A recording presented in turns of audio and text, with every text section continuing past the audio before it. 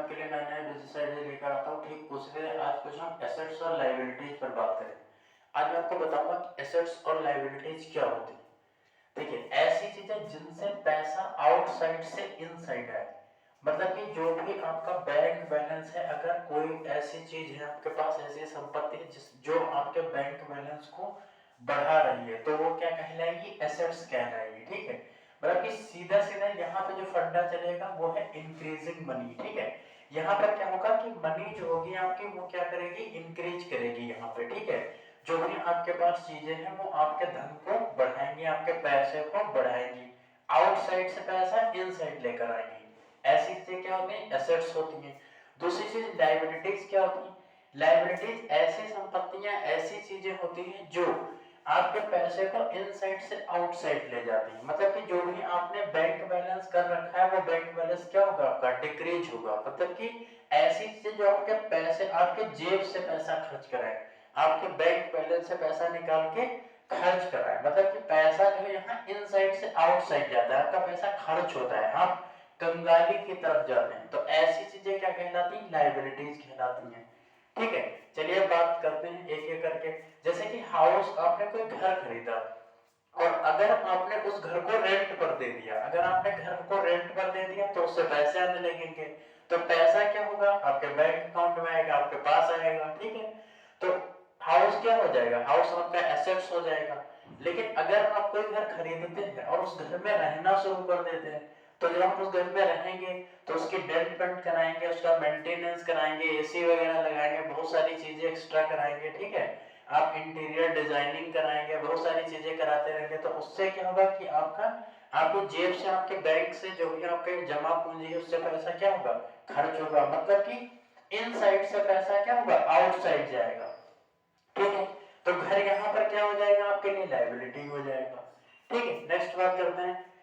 जैसे कि अगर आपने कोई प्लॉट खरीदा, ठीक है, और प्लॉट खरीदा तो जैसे आज की डेट में आपने 10 लाख रुपए का प्लॉट खरीदा, तो एक साल बाद उसकी कुछ कीमत 12 लाख या 13 लाख हो जाएगी, फिर उसके बाद उसकी कीमत 14, 15 लाख, 16 लाख, 17 लाख, इस तरीके से प्लॉट की कीमत बढ़ती रहेगी। तो यहाँ पर क्या हो रहा है? आउटसाइड से पैसा इनसाइड आया, मतलब कि आपकी जो संपत्ति है, जो आपकी पूंजी है, जो भी आपकी एसेट्स है, उसकी वैल्यू क्या हो रही है? लगातार बढ़ रही है। तो वैल्यू बढ़ रही है तो आपका पैसा भी वैल्यू के साथ साथ बढ़ रहा है। दूसरी चीज, अगर आपने कहीं प्लॉट में शीशम है, लिप्टिस है, पॉपुलर है, बहुत सारे पेड़ लगा रखे हैं, सागौन लगवा दिया है, और उन पेड़ों को 5 साल या 10 साल या 6 साल 7 साल के बाद बेचते हैं, तो आपकी प्लॉट की कीमत तो बढ़ गई। जो आपने वहां पर प्लांटेशन कराया था, जो प्लांट्स लगवाए थे, उनकी भी कुछ कीमत हो जाएगी, और उनकी भी कीमत, जितने वो मोटे होते जाएंगे, लंबे होते जाएंगे, उनकी भी कीमत बढ़ती जाएगी। ठीक है, तो ये क्या हो जाएगा? ये आपका एसेट्स हो जाएगा, कि आपका पैसा इंक्रीज हो रहा है यहाँ पे। ठीक है, उसकी वैल्यू बढ़ रही है। ठीक है, जैसे कि आपने कोई लैंड खरीदा, प्लाट की तरफ से पेड़ वगैरह लगवा दिए, ठीक है, तो सेम वही चीज उसमें भी होगी। और अगर आपने कोई फील्ड खरीदा, खेत खरीदा, तो अगर आपने कोई खेत खरीदा है तो खेत की कीमत तो लगातार बढ़नी ही है। प्लस अगर आप उसको किसी पे ठेके पर दे देते हैं, किसी कृषक को, ठीक है, और वो उसमें खेती कर रहा है, तो उससे भी वो आपको पैसा देगा, तो उससे पैसा क्या होगा? आपके अकाउंट में आएगा। ठीक है, तो इससे क्या होगा कि आपका मनी इंक्रीज होगा, पैसा आएगा। ठीक है, तो ये क्या हो जाएगा? एसेट्स हो जाएगा। ठीक है, और जो आपने फील्ड लिया था उसकी भी जो वैल्यू है वो लगातार बढ़ रही है। ठीक है, तो एक तो जो आपने फील्ड, जो आपने खेत लिया था, उसकी वैल्यू बढ़ रही है, प्लस वो क्या कर रहा है कि फसलों की जो कमाई हो रही है उसका कुछ परसेंटेज आपको मिल रहा है, जो आपने ठेके पर दे रखा है। ठीक है, तो यहाँ पे भी डबल प्रॉफिट है। ठीक है, तो यहाँ पर क्या है? ये भी एक एसेट्स हो जाएगा। ठीक है, सपोज करिए आपने कोई होटल बना लिया है या खरीद लिया है किसी का होटल, अब होटल आप किसी को ठेके पर देंगे या खुद चलाएंगे, तो यहाँ से भी पैसा आएगा, तो यहाँ पे पैसा आपके कहाँ आ रहा है? इनसाइड आ रहा है। ठीक है, तो ये भी आपके लिए क्या हो जाएगा? एसेट्स। मतलब सीधी सी बात है, ऐसी चीजें जो पैसा आपको ला कर दें, ठीक है, जो पैसा बाहर से ले कर दें और आपके अकाउंट्स में आए, ठीक है, आपके पास पैसा आए, जो आपकी जेब को भरे, जो आपकी जेब को भरने का काम करे, ऐसी चीजें क्या होती हैं? एसेट्स होती हैं। ठीक है, नेक्स्ट देखिए, जैसे कि गोल्ड है। चलिए इधर बात करते हैं। जैसे कि यहाँ पर आपने कार खरीदी, अब आपने कार खरीद ली, कार में आपने 10 लाख 15 लाख 20 लाख रुपए लगा दिए। अब कार में क्या करेंगे, आप डेली पेट्रोल डलवाएंगे, ठीक है, डेली पेट्रोल डलवाएंगे, जब भी खराब हो गए उसके बनवाएंगे, ठीक है, उसका मेंटेनेंस का पैसा पड़ेगा, उसके पेट्रोल का पैसा पड़ेगा, डीजल का पैसा पड़ेगा, ठीक है। तो ये क्या कर रहा है, ये आपकी जेब से पैसा खर्च कर रहा है, ठीक है। ये क्या करा रहा है कि आपने जो बैंक बैलेंस जमा कर रखा है उससे पैसा ये खर्च करा रहा है, ठीक है। तो ये भी एक तरीके से क्या है, आपका लायबिलिटी हो गया, ठीक है। अब आपने बाइक खरीद ली तो बाइक का भी मेंटेनेंस आपको कराना पड़ेगा, उसमें भी पैसा खर्च होगा, उसका डेली पेट्रोल डलाना पड़ेगा, उसमें भी पैसा खर्च होगा, तो ये भी क्या है, लायबिलिटी है। नेक्स्ट है लेजीनेस। लेजीनेस एक बहुत बेकार हैबिट है, बहुत खराब आदत है, ठीक है। अगर आपके लेजीनेस आदत है तो ये भी एक तरीके की लायबिलिटी है, क्योंकि लेजीनेस अगर आप होगे तो आप कामचोर हो जाएंगे, आपको काम करने में मन नहीं करेगा, आप दिन भर सोते रहेंगे। तो जब आप काम नहीं करेंगे, कामचोर हो जाएंगे, लापरवाह हो जाएंगे, बिल्कुल काम ही नहीं करेंगे, तो इससे क्या हो जाएगा, आप समय पर कोई काम करेंगे ही नहीं, या काम करने की आपकी इच्छा ही नहीं होगी, तो आप क्या करेंगे, जो आपके पास जमा पूंजी आप उसे खर्च करेंगे। तो ये हैबिट क्या हो जाएगी, ये हैबिट भी आपकी लायबिलिटी हो जाएगी, ठीक है। तो इसलिए लेजीनेस ना रखिए बिल्कुल, मतलब आलस अगर आपके अंदर है तो आपकी जो क्षमता है आप उससे कम काम करेंगे, तो आप उससे कम पैसे कमा पाएंगे, ठीक है। तो ये भी क्या है, लायबिलिटी का हिस्सा है। नेक्स्ट बात करते हैं, जैसे कि आपने सपोज करिए आईफोन, आईफोन आपने ले लिया, ठीक है। अब आईफोन 1 लाख 1.5 लाख रुपए का आपने आईफोन लिया है, तो आईफोन लेने के बाद आईफोन की कीमत तो बढ़ेगी नहीं, कभी खराब हो गया कुछ पुराना होता जाएगा, तो अगर आप उसे मान लीजिए कि बेचते भी हैं तो 50% 40% पैसे पर बिकेगा, 60% पर बिकेगा, ठीक है। तो ऐसी चीज खरीदे, जो चीज हम खरीदे और वो उसके बाद उसकी 40% या 30% या 50% की कॉस्ट पर बिके, वो चीज उस रेट पर बिके, अगर 40% 50% रेट पर बिक रही तो वो एसेट्स तो हो ही नहीं सकता, तो लायबिलिटी होगा। भाई आपने अकाउंट से 1 लाख रुपया निकाला और उससे फोन लिया, 1.5 लाख रुपया निकाला उससे फोन लिया, और बाद में जब आप बेचने गए तो वो बिका 40,000 या 30,000 या 50,000 का, तो पैसा तो आपकी जेब से गया, तो ये क्या हो जाएगा, लायबिलिटी हो जाएगा। नेक्स्ट, जैसे कि आप कोई महंगा फोन खरीद लेते हैं, सेम है, आपने कोई महंगा फोन मान लीजिए आप 50,000 या 80,000 का फोन लाए, ठीक है। अब उसको आपने 6 महीने चलाया, 6 महीने बाद खराब हो गया तब तो और ही सस्ता बिकेगा, ठीक है। अगर आपने मान लीजिए ठीक ठाक बेच भी दिया तब भी आपका 30,000 80,000 का फोन है तो 25-30,000 रुपए का बेच पाएंगे, खराब हो गया तो हो सकता है कि वो 10,000 में भी ना बिके, ठीक है। तो इस तरीके से पैसा क्या होगा, आपके अकाउंट से जाएगा। नेक्स्ट, इसमें मैं एक मेंशन करना भूल गया, जैसे कि क्रेडिट कार्ड होता है, तो क्रेडिट कार्ड भी लायबिलिटी है। अगर आपने क्रेडिट कार्ड लिया है तो आपके आपके अकाउंट से पैसा क्या होगा, जाएगा। या अगर आपके अकाउंट में पैसा नहीं है तो आप खर्च करेंगे जो भी पैसा, जैसे कि मान लीजिए 10,000 रुपये आपने खर्च कर लिया तो उस पर बैंक जो है ठोक के आप पर इंटरेस्ट लगाएगा, ठीक है। तो जो आपने खर्च किया है पैसा वो तो आपका जाएगा, प्लस इंटरेस्ट भी उस पर लगा रहा है बैंक, और वो भी हाई इंटरेस्ट लगाता है, ठीक है बैंक। तो क्रेडिट कार्ड भी लायबिलिटी में नहीं आता है, क्योंकि आपके पास से डबल पैसा खर्च हो रहा है। क्रेडिट कार्ड से एक जो फिक्स अमाउंट है वो तो खत्म ही होगा, उसके साथ में उस पर इंटरेस्ट भी चलता रहेगा, तो वो भी आपकी जेब से पैसा जाएगा। तो क्रेडिट कार्ड भी एक तरह से लायबिलिटी ही है। नेक्स्ट मैं बात करूंगा वेरी कॉस्टली क्लॉथ्स। अगर आप बहुत महंगे ब्रांडेड कपड़े खरीदते हैं, जैसे कि आप 10,000 रुपए की, 40,000 रुपए की, 50,000 रुपए की टी शर्ट खरीदते हैं, टी शर्ट तो 1,000 रुपए में भी मिल जाएगी, लेकिन अगर आप 40,000 50,000 30,000 की टी शर्ट खरीदते हैं, शर्ट खरीदते हैं, पैंट खरीदते हैं 4-4 5-5 10-10 हजार की, ठीक है।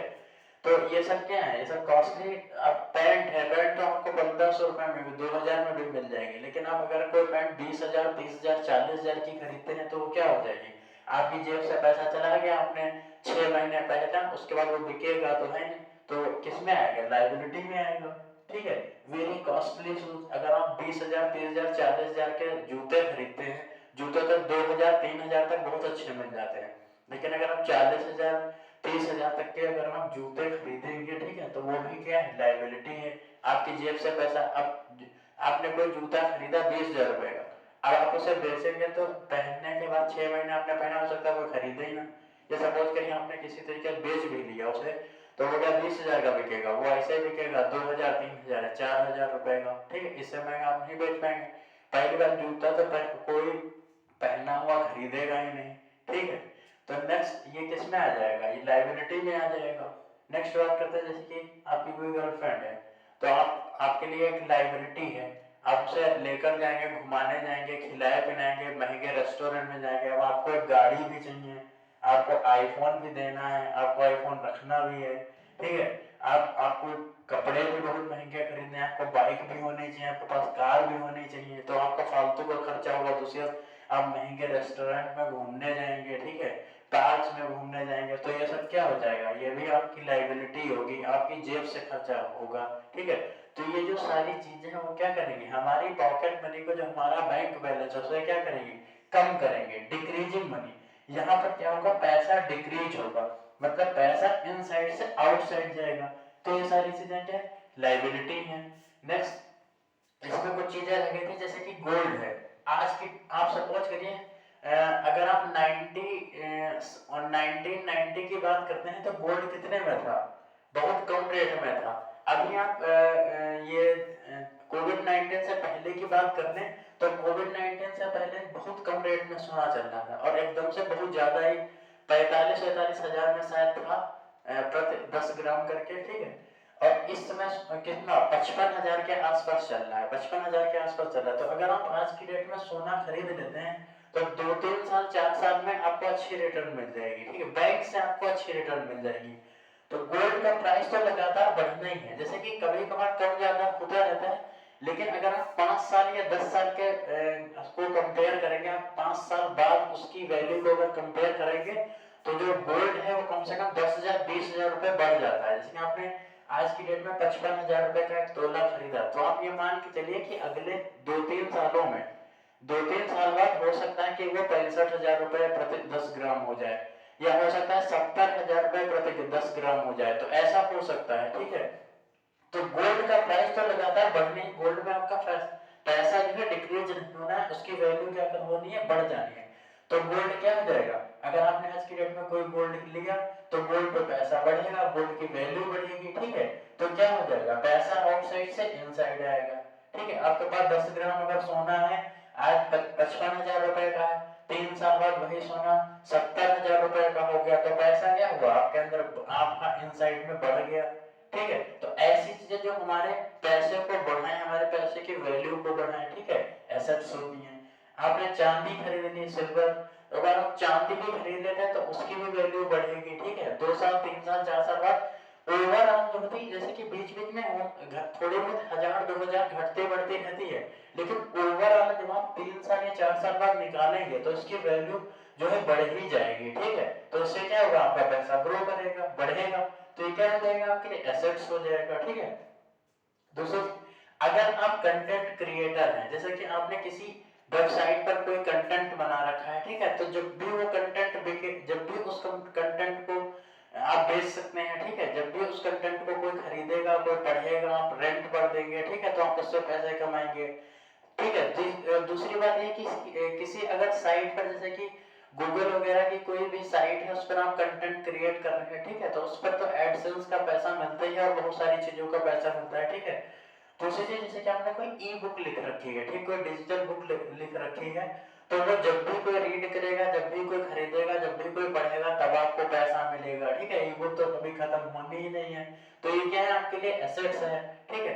जैसे कि आप क्या कर रहे हैं, आप कोई सॉफ्टवेयर बना रहे हैं, या कोई आपने कोई गेम बना दिया है, या आपने कोई ऐप वगैरह बना दी है, ठीक है, तो उस पर तो आप हमेशा ही पैसा कमाते रहेंगे, तो वो भी क्या है, आपके लिए एसेट्स ही है, ठीक है। तो अगर आप कोई कंटेंट क्रिएट करते हैं, जैसे कि आपने यूट्यूब पर बहुत सारा कंटेंट क्रिएट कर रखा है, ठीक है, या ऐसी बहुत सारी कंपनीज है जहां पर आप कंटेंट को बना सकते हैं और उस कंटेंट को आप बेच सकते हैं, या उस पर कंपनी आपको पैसा देती है, ठीक है। अगर आप कंटेंट क्रिएटर है, अगर किसी वेबसाइट पर किसी कंपनी में आपका कंटेंट बहुत सारा है, तो वो आपके लिए एसेट्स है, वो आपको हमेशा पैसे देता रहेगा, यहाँ तक कि आपके जाने के बाद भी आपके जो बच्चे होंगे वो उससे पैसा कमाते रहेंगे, ठीक है। तो अगर आप कंटेंट क्रिएटर हैं, आपने किसी वेबसाइट पर, किसी कंपनी में, किसी प्लेटफॉर्म पर कंटेंट क्रिएट कर रखा है, ठीक है, आपने कोई बुक वगैरह लिख रखी है, या कोई वेब सीरीज वगैरह लिख रखी है, कोई स्टोरी लिख रखी है, तो वो आपको हमेशा पैसे कमा कर देगी। तो ऐसी चीजें हमारे लिए क्या है, एसेट्स हैं। नेक्स्ट, जैसे कि बॉडी बिल्डिंग को मैं एसेट्स में ही रखना चाहूंगा, क्योंकि बॉडी बिल्डिंग एक ऐसी चीज है, अगर आप हेल्थ पर बहुत अच्छा फोकस कर रहे हैं, आप लगातार एक्सरसाइज कर रहे हैं, जिम जा रहे हैं, और आप बैलेंस डाइट ले रहे हैं, जूस वगैरह पी रहे हैं, फ्रूट्स खा रहे हैं, ग्रीन वेजिटेबल्स खा रहे हैं, ठीक है, आप खाने में बहुत ज्यादा ध्यान देते हैं, हेल्थ पर ध्यान देते हैं, आप बॉडी बिल्डिंग कर रहे हैं, ठीक है, तो ये भी आपकी एसेट्स है। अगर आपने बॉडी बिल्डिंग अच्छी कर रखी है, अगर आप स्वस्थ हैं, हेल्दी हैं, आप शरीर पर ध्यान देते हैं, ठीक है, तो ये आपकी एसेट्स है। आप लंबे समय तक स्वस्थ रहेंगे, लंबे समय तक चलेंगे, ठीक है, तो आप ज्यादा दिन तक काम कर पाएंगे, ठीक है, तो ये भी आपकी एसेट्स है, क्योंकि जितना ज्यादा आप लंबा चलेंगे उतना ज्यादा आप काम कर पाएंगे, और जितना ज्यादा आप काम कर पाएंगे उतना ज्यादा आपके पास पैसा आएगा। अब कोई आदमी अस्वस्थ हो गया बहुत ही कम एज में, ठीक है, अब वो काम ही नहीं कर पाएगा तो पैसे कहां से कमाएगा। अब आप 80 90 100 साल तक अगर आप स्वस्थ रहते हैं और आप कोई ना कोई काम करते रहते हैं तो लगातार पैसा आपको आता रहेगा, ठीक है, तो इस तरीके से, इस तरह मैं बॉडी बिल्डिंग को भी एक एसेट से मानता हूँ। अगर आप हेल्थ अच्छी रखते हैं, मेंटेन रखते हैं, तो ये आपके लिए एसेट्स है, क्योंकि इससे आप हमेशा पैसे कमाते रहेंगे। नेक्स्ट मैं बात करूंगा, जैसे कि आपने स्टॉक्स खरीद रखे हैं, किसी कंपनी में पैसे लगा रखे हैं, किसी कंपनी के स्टॉक्स खरीद रखे हैं, तो ये भी आपके लिए एसेट्स हैं, क्योंकि उसमें पैसा, अगर आप लॉन्ग टर्म में सोचें तो पैसा हमेशा उसमें ग्रो होगा, अप डाउन होता रहता है, लेकिन लॉन्ग टर्म अगर आप 10 साल की बात सोच के रखेंगे तो आपका पैसा क्या होगा, बढ़ेगा, ठीक है। जैसे कि आपने इंडेक्स फंड या म्यूचुअल फंड या कोई और फंड में पैसा लगा रखा है, तो इस ये भी एक तरीके से एसेट्स है, थोड़ा बहुत रिस्क रहता है लेकिन एसेट्स ही है, इसमें आपका पैसा ग्रो होगा, ठीक है।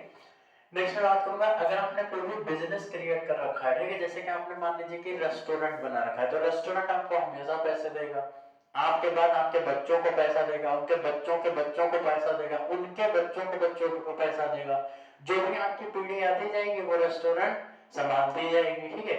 या आपने कोई अदर टाइप का बिजनेस कर रखा है, कोई ऐप बना रखा है, कोई सॉफ्टवेयर कंपनी बना रखी है, या आपने कोई रियल एस्टेट कंपनी खोल रखी है, अगर आपने किसी भी तरीके का कोई मार्केटिंग का या कोई भी आपने बड़ा सा बिजनेस बना रखा है, ठीक है, तो ये हमेशा आपको ये हमेशा आपको पैसा देगा। साथ में आपका कोई भट्टा चल रहा है, आपका कोई पेट्रोल पंप है, तो ये सारी चीजें हमेशा पैसे देते रहेंगे, आप जब तक आप रहेंगे आपको पैसा देते रहेंगे, उसके बाद आपके बच्चे होंगे उनको पैसा देते रहेंगे, फिर उनके बच्चों के जो बच्चे होंगे उनको भी पैसा देते रहेंगे। तो ऐसी चीजें क्या है, एसेट्स हैं। अगर आप कोई बिजनेस क्रिएट कर देते हैं आज के डेट में, तो ये आपके साथ जो आने वाली पीढ़ियों तक ये क्या करेगा, पैसा देता रहेगा, तो ऐसी चीज क्या हो जाएगी, एसेट्स हो जाएगी। नेक्स्ट, अगर आपके पास कोई कॉमर्शियल व्हीकल है, जैसे कि आपने कोई ट्रक खरीद रखा है, आपने कोई बस खरीद रखी है, उसे आप रेंट उस पर उसको आप चला रहे हैं, ठीक, चलवा रहे हैं, ठीक है, आपने कोई जैसे कि छोटा हाथी है या डंपर है या पिकअप वगैरह है, इस तरीके के कोई आपने अगर कॉमर्शियल वाहन ले रखे हैं, ठीक है, तो वो भी आपको जब तक जो है चलते रहेंगे पैसा देते रहेंगे, तो वो सारी चीजें क्या है, एसेट्स हैं, ठीक है। तो ऐसी चीजें जो हम पैसा आउटसाइड से इनसाइड है, जो बाहर से पैसा हमें ला करके दे, ऐसी चीजें क्या होती हैं, एसेट्स होती हैं। तो मैं आपको ये सलाह देना चाहूंगा, मेरी ये सलाह रहेगी कि आपको ये सारी चीजें खरीदनी चाहिए और ये सारी चीजें अवॉइड करनी चाहिए, ठीक है, या इनमें आपको कम से कम खर्च करना चाहिए। इस पर मैं डिटेल में बात करूंगा नेक्स्ट वीडियो में कि लायबिलिटीज हमें कब खरीदनी चाहिए और लायबिलिटीज हमें किस पैसे से खरीदनी चाहिए। हमें अपने बैंक बैलेंस से, अपनी जमा पूंजी से केवल एसेट्स खरीदने चाहिए और लायबिलिटीज हमें कब खरीदनी चाहिए, इस पर मैं एक वीडियो बनाऊंगा, आप उस वीडियो को देखना, ठीक है। और आई थिंक आपको ये वीडियो पसंद आया होगा, और वीडियो पसंद आया तो वीडियो को लाइक कर दीजिएगा, शेयर कर दीजिएगा, सब्सक्राइब कर दीजिएगा। और एक बार फिर से मैं आपसे ये कहना चाहूंगा कि आपके पास जो जमा पूंजी है उससे आप एसेट्स खरीदें, ना कि लायबिलिटी खरीदें, ठीक है। एसेट खरीदें, एसेट्स आपके बैंक बैलेंस को बढ़ाएगा, आपकी जमा पूंजी को बढ़ाएगा, और लायबिलिटीज क्या होगा, आपको कंगाली की तरफ ले जाएगा। इसलिए हमारा आपसे निवेदन है कि आप एसेट्स में पैसा लगाएं, लायबिलिटीज में ना लगाएं। और लायबिलिटीज में कौन सा पैसा लगाना है, इसके लिए मैं एक वीडियो लेकर आऊंगा, उसमें डिटेल में बात करूंगा, ठीक है। तब तक के लिए नमस्कार।